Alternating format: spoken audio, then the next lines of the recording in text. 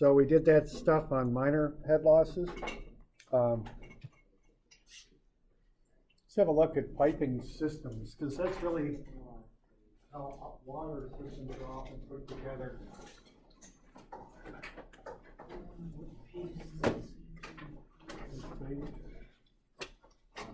Oh, 120, somewhere in 126.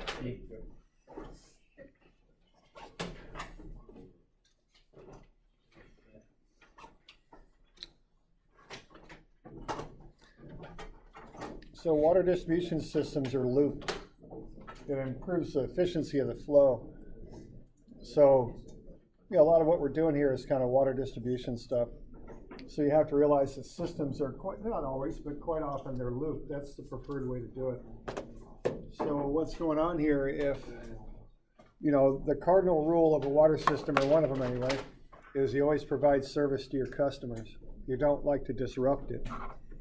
So if you've got a break in the line that you got to fix right there, let's say, whatever, you don't want to cut off flow to all your customers down here, so you give the water 2 paths that they can get there by, or more even, okay? The more the better. That way if you have any sort of problems in your system where you got to shut it down, you can, work on that and allow flow to get to customers in that neighborhood, okay, while you're working on problems. That's the idea. So water systems are looped. It also reduces head loss in getting flows, to a given location. So with a loop system, it makes figuring out the flow rates a good bit more complicated. Loop systems are harder to analyze. Okay, what you do is you analyze what they call the nodes, which is where pipes come together. And let's say we've got 2 nodes, one at A and one at C here. You have a certain amount of flow coming in to this system, and that's what's going to equal what comes out. Well, the water can go 2 ways. It can go around this way, or it can go around this way. So if you want to figure out these flows, what you'd want to be looking at is how much head loss there is. So the head loss ABC, and then you've got the head loss from A to D to C. And what's going to happen are those flows are going to equalize and adjust until the 2 head losses equal each other. That's how you figure out what these flows are going to be. Okay.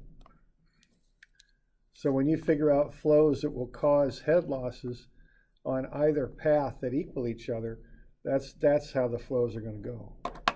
They'll kind of push over to one side or the other. Is that what water's trying to do here is find the easiest path to get from one point to another. So the flows will equalize when the 2 head losses, which is the resistance to flow, equal each other.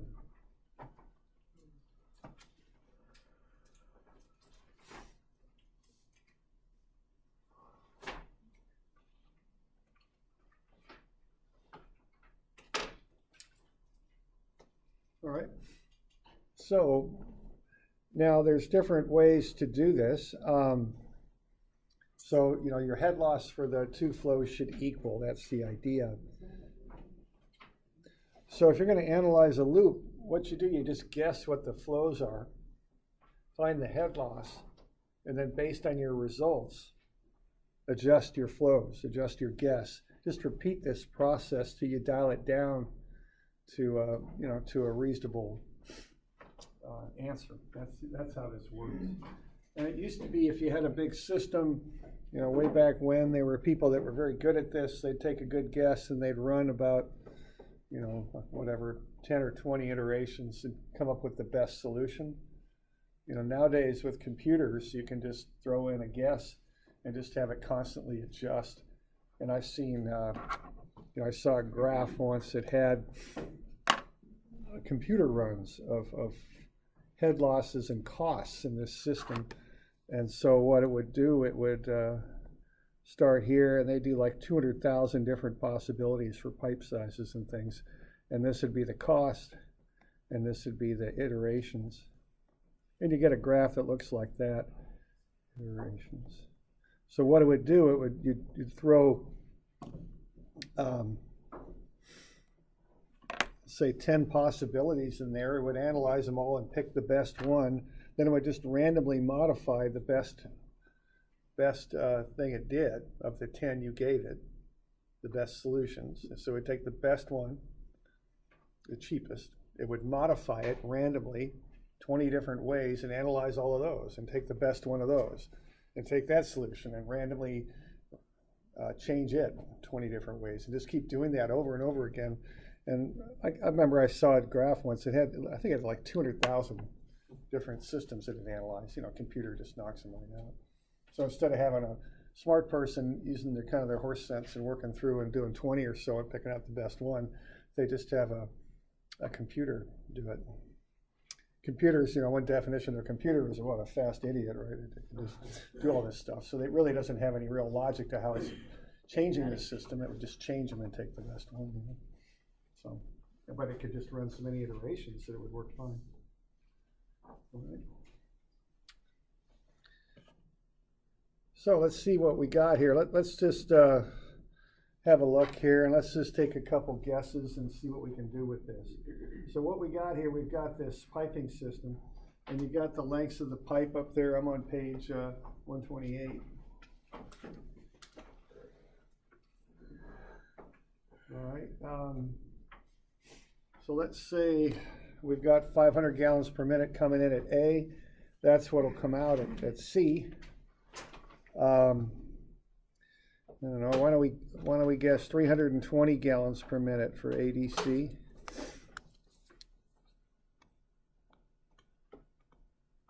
And that'll leave us 180 gallons per minute going the other way. And let's see what we come up with if we guess that, okay? So from A to B, we got 1,000 feet of 6-inch pipe, and then from B to C, we got 500 feet of 4-inch pipe. And then from A to D there, we've got 800 feet of 6-inch and then 200 feet of 4-inch. Okay. So let's see what we could come up with here if we make that guess.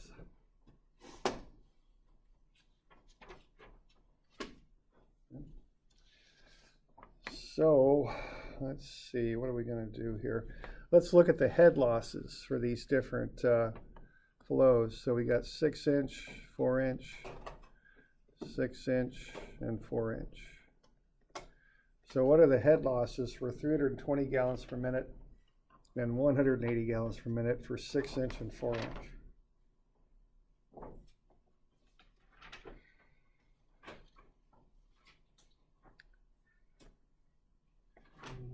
Head loss for 4-inch, 180, 3.61. 3.61, okay. For 6-inch, 6.5. Okay. About 320, what do we got? 4 inches, 10.46. Okay. And 6 inches, 1.45. 1.45, okay. There we go. So those are the head losses. And then we just multiply those through, and we find the head loss on each side, okay?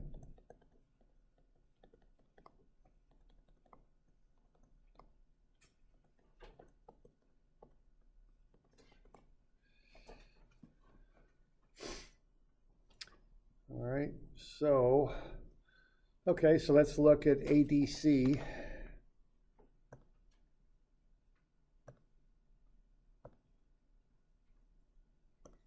And what do we got there? We've got 800-foot lengths of 6-inch, so that'll be 1.45 feet times 8, okay, because there's 800 feet of 6-inch there. And then, what else do we got? We got 10.46 times 2, because there's 200 feet of 4-inch.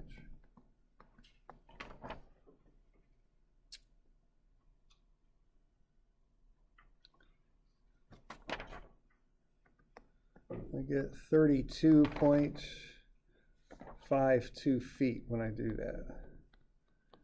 Okay.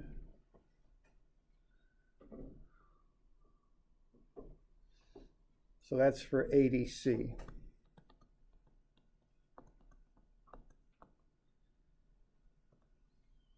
Y'all with me what I'm doing there? Where did the 8 come from? Is that the other 8 inch pipe? 8 is the 800-foot length of 6 inch. So that's 8 100-foot lengths. And then the other one's 200 feet. Okay. And once you find the head loss going the other way around,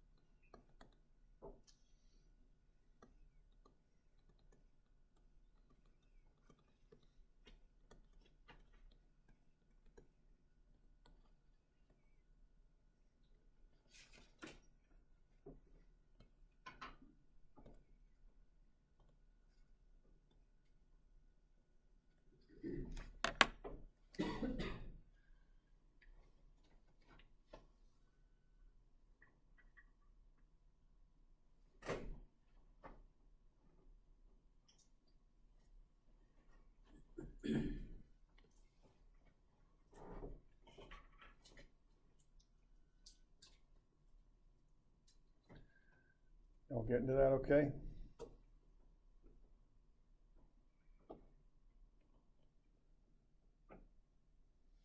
So going around the other way, you got 1,000 feet, that's at 10 100-foot lengths, and then you got 500 feet, 500-foot lengths. Because remember that head loss is per 100 feet.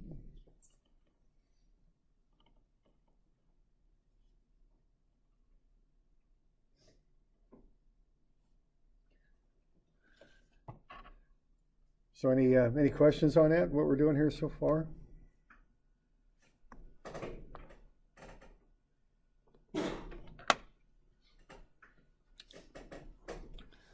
So going the one way, we got 32.52 feet, and going the other way, we got 23.05.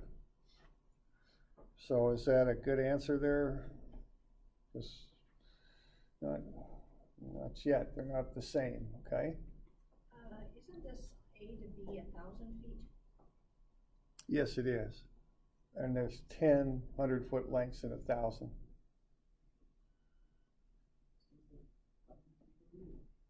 So we're taking the head loss per 100 times 10.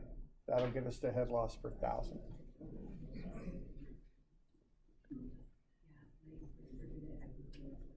Okay. So our first guess didn't come in just right. I don't think. So we good? So what ought we to do to our guesses? We gotta adjust them? Up the flow on the APC, over the flow.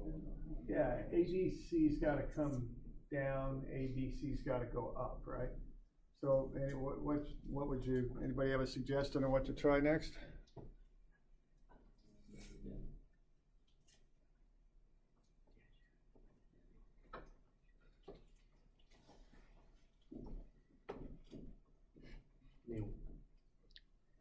No. Wouldn't it be smart to just split the total flow and start there? You know, like 250 and 250, 280 and, all right, you know, we could start right on the middle, although I do notice that ABC is longer than ABC, so I don't think it's gonna be an even split. Right. And I heard a 280 and a 220. All right, well, we'll give that a try.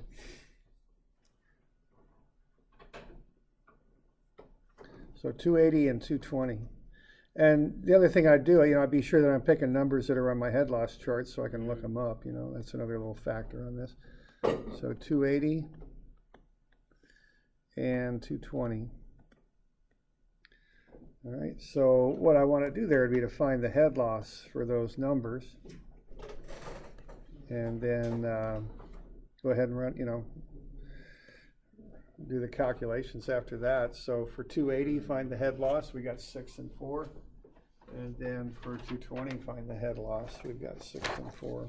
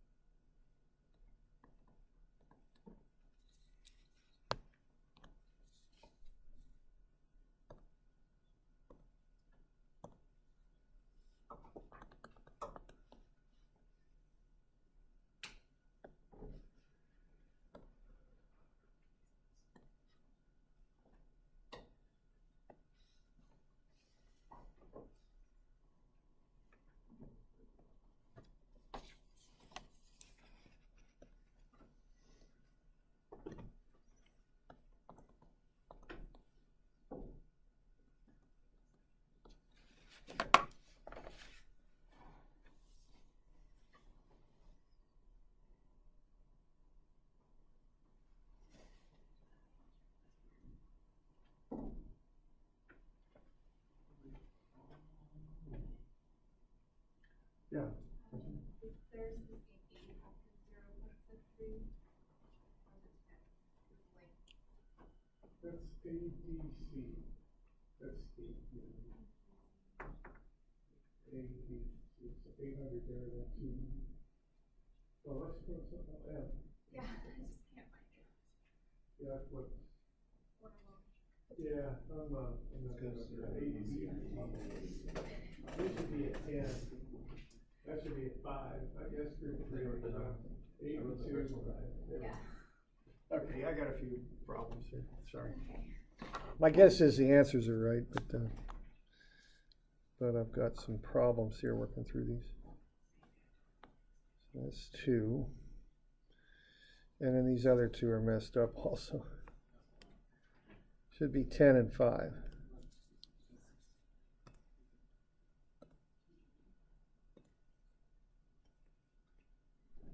Thanks. There we go. Is that 10 and 5? But I got the wrong, I switched the answers, didn't I? This isn't going well at all. Well, yours is backwards. but Yeah. ours Is it?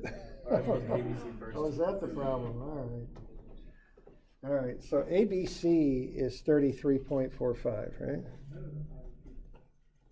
ABC, I have 33. And then the other one, ADC, is 25.46.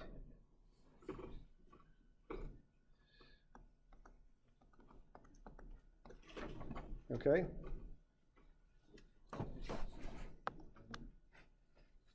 So we good with that? Yeah, I got those all crossed up. Do I have the head losses right? Did I even screw that up or what? ADC. Wait a minute, ADC is on top. Yeah, okay, that's fine. Did I? This is totally. Should I just erase this dang thing? Yeah. Yeah, I should, shouldn't I? Is it like everything wrong? Yeah, because I think the head I've- loss already that you. I got the same numbers. Well, I just swapped them, didn't I? Entirely. So just write a D where the B is. Yeah, that's probably the best I got. Okay. So that's actually ABC and that's ADC. Is that the quickest way to solve this problem here? And that's in a different order than what you got. But the answers are right. This is 25.46 down here then. Yeah. Sorry about all this. Okay, so ABC is 33.45. And then ADC is 25.46.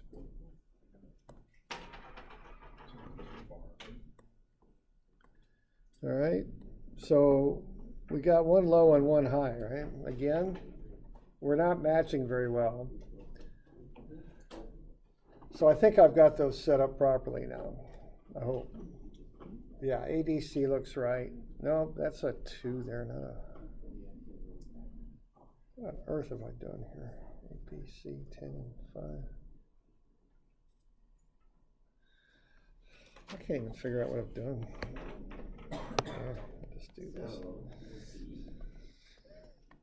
Here. I'm just going to start over. I kind of screwed this up. I don't know what. It's weird that it doesn't erase everything at this point. Yeah, I know. Certain lines. Computer software, you know.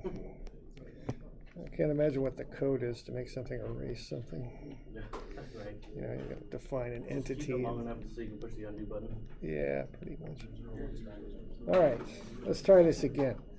So ADC, that's, I don't know why different numbers, like I don't know about that. let's try this all over again. ADC is 280, right? Okay, and, Yeah, like I said, like this one here. okay, now I do it, okay, so ADC is 280, 6-inch pipe. It's 1.14, and then it's 8.17 for 4-inch, right? Okay. So if we run through that, this will get us the head loss for ADC. So we'll try and get it right this time. So we're going to take 1.14 feet, and that from A to D to C is 800 feet long. So I'll multiply that by 8, and then I'll add in 8.17 feet times 2. And when I do that, I'll get 25.46 feet. There we go. All right, ABC now, I'm going to have 220 gallons left over, gallons per minute. And then for the head loss there, for 6-inch, I'm going to have 0.73. Yeah, 0.73. And then for the 4-inch, 5.23.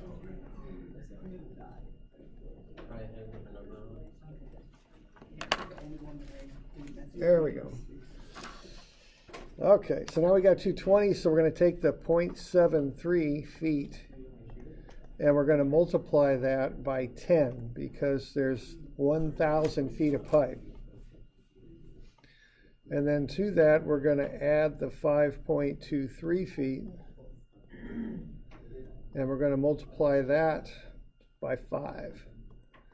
And when we do that, we're going to get 33.45 feet. Okay. So have a look at the two runs that we've done. On the one before, we had ADC was what, 30 something? 32. 32. Now it's gone down to 25. And then ABC was, I think, 23 on the previous one.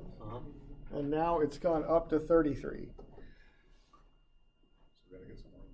Yeah, we got to get somewhere in the middle still. We've gone from low to high and from high to low. We got it bracketed, you know, but we you know, y'all good on what I'm saying there? So what do you suppose? We'll do this once more and then we'll call it good. What do you think?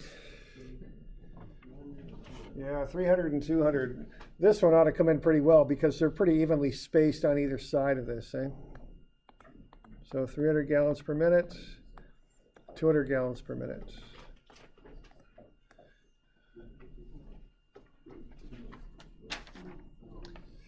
All right, and this is, you know, really about all you do. You just kind of, I guess, guess and check is kind of the way you could express what we're doing here. So 6-inch, we've got 1.29.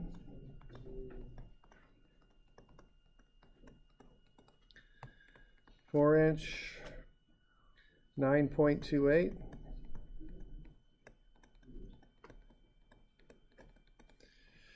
And then for 200, we've got 6-inch, 0.61.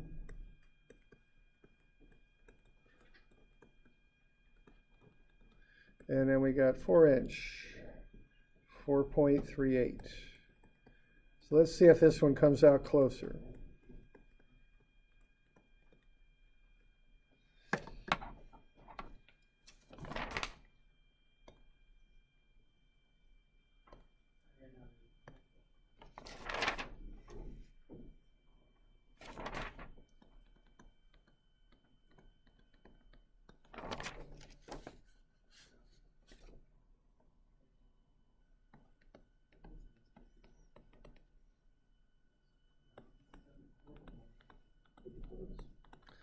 Yeah, that one's coming in a lot better, and then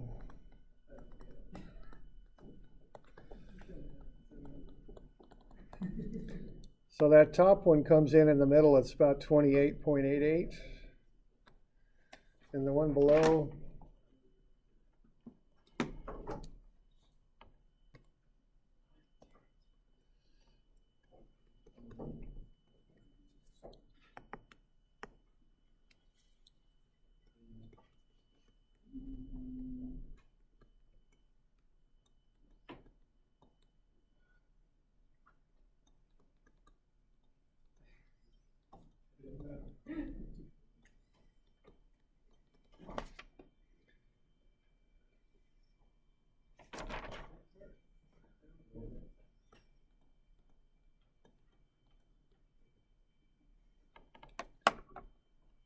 so these about the same.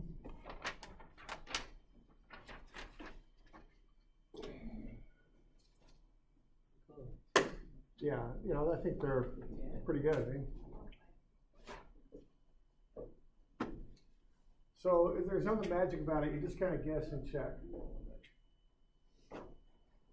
Now, and back, like I say, 50 years ago, it was people just doing calculations, probably with a slide rule 50 years ago. But now, with spreadsheets and all that, I mean, you can see how quickly you can knock through something like this. I got a more formal approach to this on 129. Just using a chart and having a systematic way to do the adjustments in the flow and all that. So this is telling us what most likely is the flow in each of those pipes. right. So if you got more than one possible path, you just balance the head losses, and that'll tell you how much flow would go in each pipe. Okay.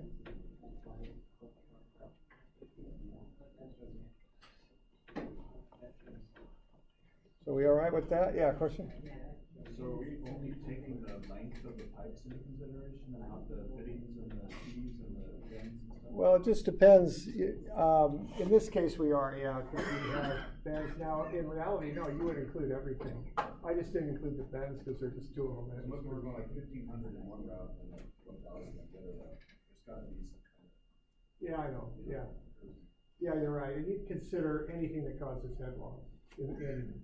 If we were doing a more precise kind of thing, then you look at all that, the valves and bends and everything.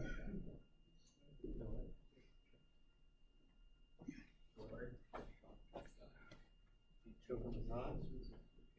No. Shot sharply down. Choking on something. Oh, the death dot? No. Sorry. That's all right. I'll put it right.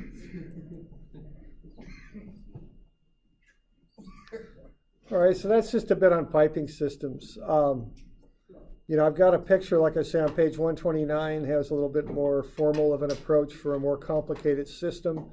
If you've ever done electrical circuit analysis, this is similar to that, where you look at the flows in different loops and compare them and make adjustments and kind of work your way through to what the final answer would be for flows in the different pipes. It's more than I really think we ought to get into here, but just be aware that this is really how you analyze a looped system. You're balancing out the head losses for different paths the water could take around.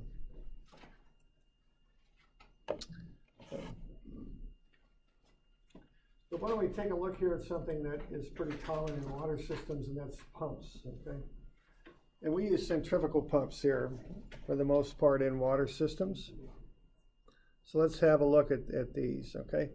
So what pumps do is they move water from where you got it to where you want it to be.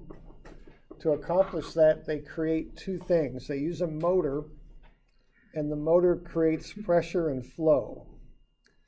Pressure is measured in head and feet, and flow is measured in gallons per minute.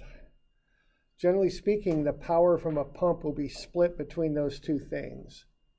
So if you want to increase your flow for a given pump, your pressure is going to drop. If you need more pressure, your flow will drop. So those are two things that you're putting your power into. So if one goes up, the other will go down for a given pump. And if you maintain pumps, you probably have a pressure gauge on it, and you probably also have some sort of flow meter attached to.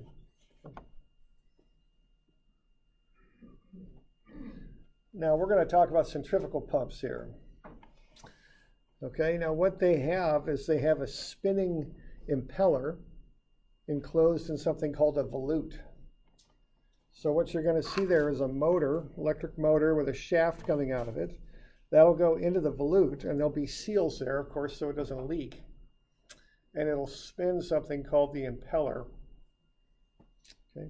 And the impeller will actually throw the water out towards the edge of the volute. So there's a pump, and you're looking at the volute there. You can see the channel for the water working its way around here and out. Okay, the water will come in here, will go out there. There's the motor. And you can see the shaft coming out of the motor, and there's seals, on there before it goes into the pump. Okay. So that's the basic pump setup. That's what impellers look like. There's two basic varieties of impellers. There's open impellers and closed. Okay. Open have low efficiency. Open impellers have efficiencies around maybe 50%, 40 to 60, somewhere in there generally. But the advantage of them is they don't clog as much. Closed impellers have high efficiency, but they clog. So we use open impellers with wastewater because it's got things in there that can clog up pumps. Closed are used with water, okay, because it's clean. You don't have to worry about pumps clogging.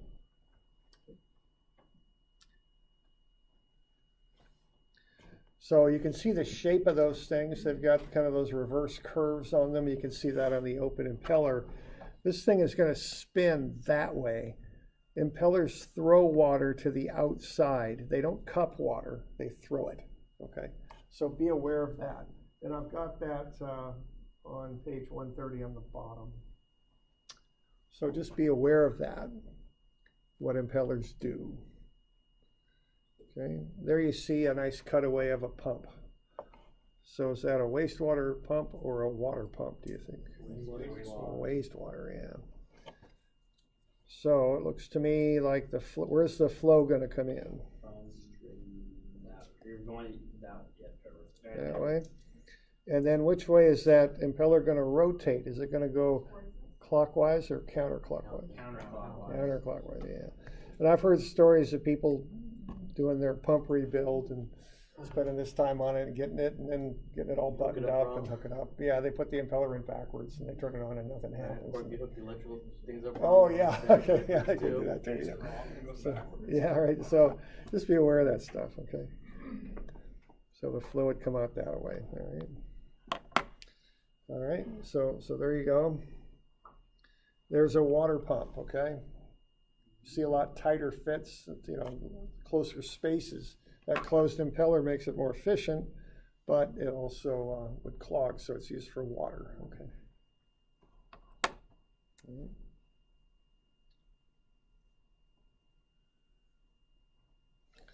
So what the impeller does is it throws the water outwards and it gives the water velocity head. That's the first thing that happens to water when it comes into the pump.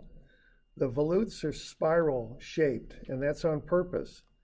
What they're going to do, they're going to increase the area as the water works its way around. So that's increasing area, if I could spell that. So what's going to happen is that velocity head,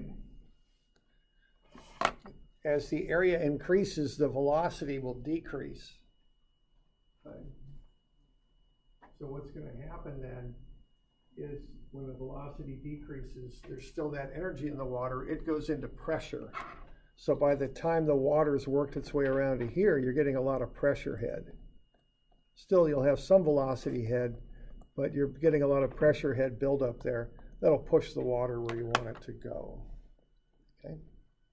So if you look at these volutes, they're shaped like spirals. There, you can see it there. Okay.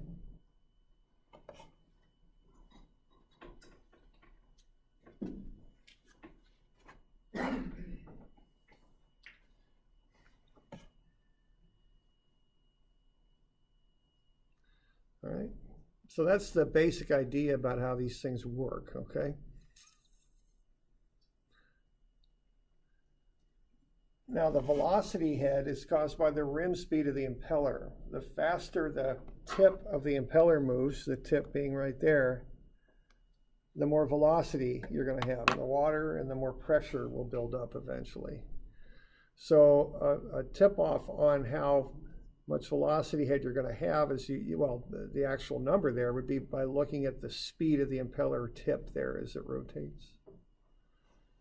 So that'll be RPM, revolutions per minute, okay? So an RPM is a revolution, which is one turn of a circle. Per means a fraction, and then minute on the bottom. And then you would multiply that by 2 pi r. What that is the circumference, which is a revolution. Okay, which is, I should say, the distance around one revolution. Okay.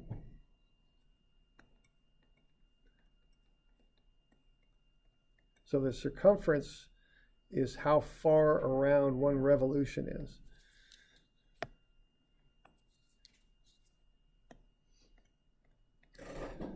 So what you get then is the revolutions will cancel. You'll get distance that the water travels per minute, which is a velocity. That's the idea. So that's how you find the rim speed of a pump. Okay.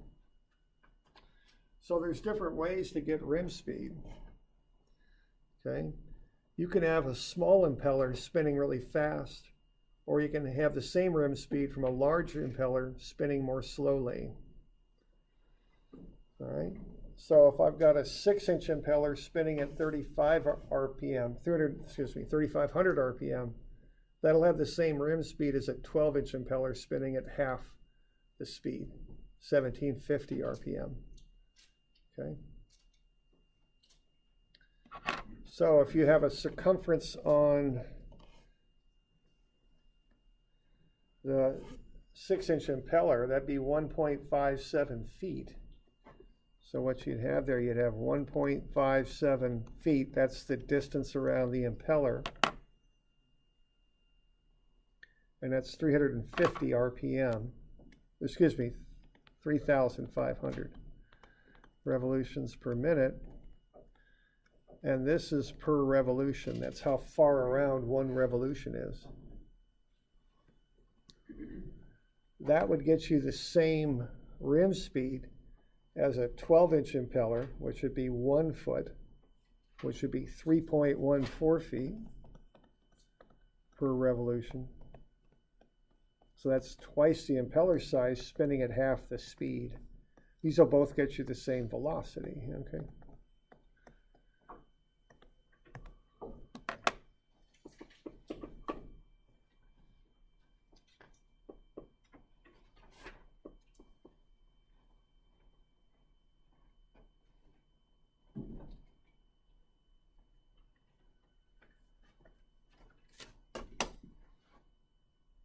So 3,500 times 1.57, 5,495. So that'd be feet per minute for both of these. So just realize you can get this rim speed in different ways. You can use a small impeller and spin it fast, or you could use a bigger impeller and spin it slower. Okay.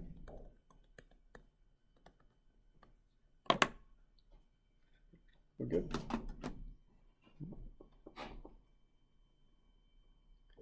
Now, if you want to find the pump head in feet, you can take the diameter of the impeller in inches times RPM over 1840 and then square it, and that'll get you how much head you can develop for a given rim speed and impeller size.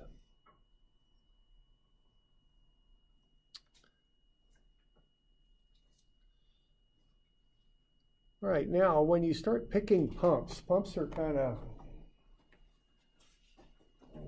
funny machines in a way. Unless you get a fancy one with variable speed drive or variable frequency drive, they just do one thing. They don't really have throttles on them. You just turn them on and they go, all right? So you have to do the adjustments on them before you install them pretty much. Now you do that first by picking a pump. But once you've got a pump, you can also decide what sort of motor to match to it, and you can also decide what size impeller to put in it. You can get one pump with half a dozen different impellers in it. The choice will be up to you. Okay, so you can make changes in your pump performance, but unless you got some fancy equipment on it, you don't do it on the fly. You do it when you install the pump and choose how it's put together. Okay. Now, when you're talking the main pumps for like a water system, like the City of Albany, they're going to have variable frequency or some sort of variability on that where they can adjust it. But a smaller pump that doesn't, where you can't go to that expense, won't.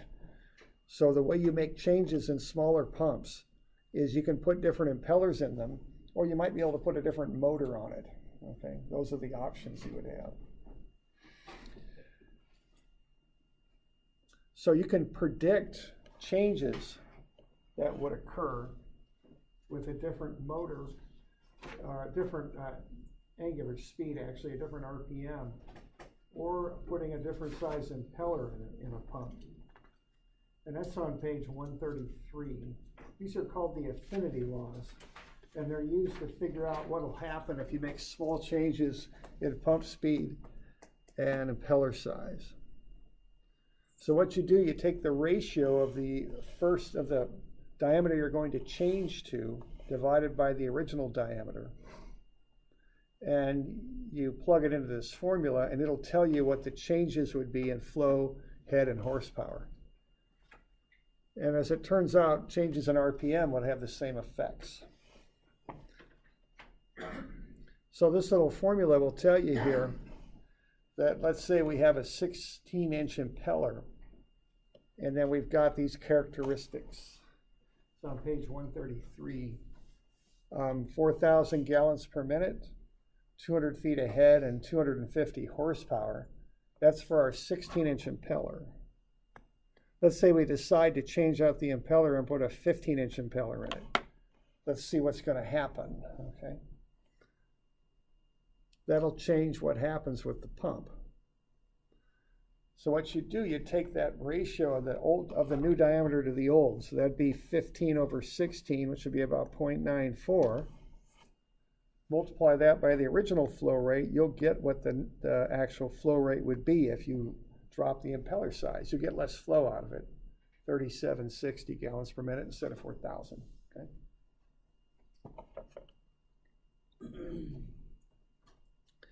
Now, if you take that ratio and square it and multiply it by the original head that you get out of the pump, you'll get the new head when you trim the impeller or put a new impeller in.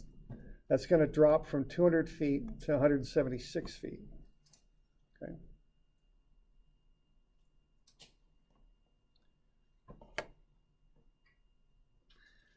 And then the last thing you can look at is taking that ratio, 15/16, and cubing it. So multiplying it by itself 3 times, multiply it by the original horsepower, you'll get the horsepower that you'll use doing this. So 206 horsepower. So if you take this 16-inch impeller out and put a 15-inch impeller in, you'll get less flow, less energy, less head in the water, but you'll also use less horsepower. Okay? So this little equation will tell you for small changes what you can expect to happen to the pump. Let's see. I gave you homework for Monday. Yeah, we got a worksheet. And Yeah. chapter 10. Yeah. Well, I guess I'll make that due Wednesday now because I didn't go over it. Oh, there's no school Friday. Yeah, and there's no school Friday. It'll be Veterans Day. So I'll make that due Wednesday. I'll give you something else to do maybe for Wednesday. Yeah, I might need to do that. Let me just think this through. Yeah, that stuff that I assigned is Wednesday, and it's up in Moodle. There's some problems out of chapter 11 in that little worksheet that I gave you. And I'll get you a couple others to do too. How about chapter 12? Let's do, you already did one problem, so I'll just give you 12.2, because we already did 12.1. So I'll have you do 12.2 and then 13.1, and those will be due Wednesday also. Okay, so that's the 15th. All right. We're good with that? I'll get that up in Moodle. Yeah, so there's no school on Friday. Okay. So keep that in mind. So thanks to all the veterans. You got some there.